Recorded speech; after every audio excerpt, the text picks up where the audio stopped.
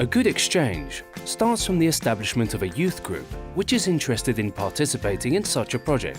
The project should be built around the needs and interests of the participating young people.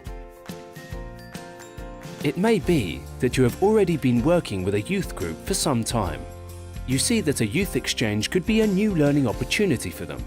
So, talk to them, get to know their opinions, and get started. If you did want to establish a new youth group for a youth exchange, there are a number of areas to consider.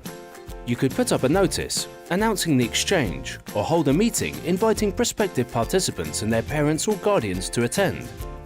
In your invitation, you should clearly state the need for commitment to the project, as well as the workload to be undertaken by the whole group. If there are more young people interested in the exchange than you have places for, you may need to carry out a written or verbal application process. You may need to set out the appropriate criteria. For example, the age range of the participants may be important, or participants might need to have a good record of attending your organization's activities. You should also consider which participants will benefit most from the experience. Another important consideration is whether the young people will need to make a financial contribution and how this may determine their participation.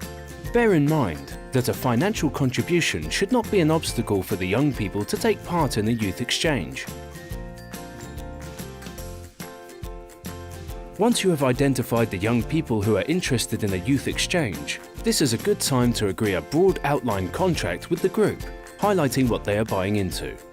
Everything should be clearly stated, so that participants and leaders have a chance to change their minds about being involved. In order to ensure that everyone participates in all phases of the preparation and that individuals get the opportunity to develop new skills, many groups organize themselves into task groups. Task groups should be clear about what they are responsible for and about the completion date set for each task.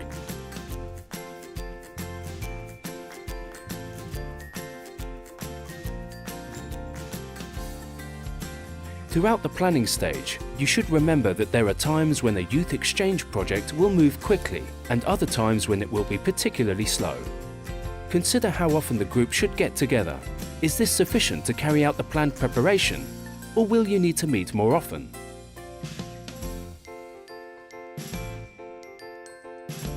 Some exchange groups have chosen to write up a group contract or agreement.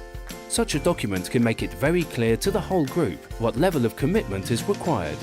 For example, the number of meetings that will be held to prepare for the exchange, the type of activities that the group will undertake, the financial contribution required from individuals, if any, the commitment to fundraising, the rules agreed by the group, for example, decisions on smoking, drinking, and permissions to leave the exchange place.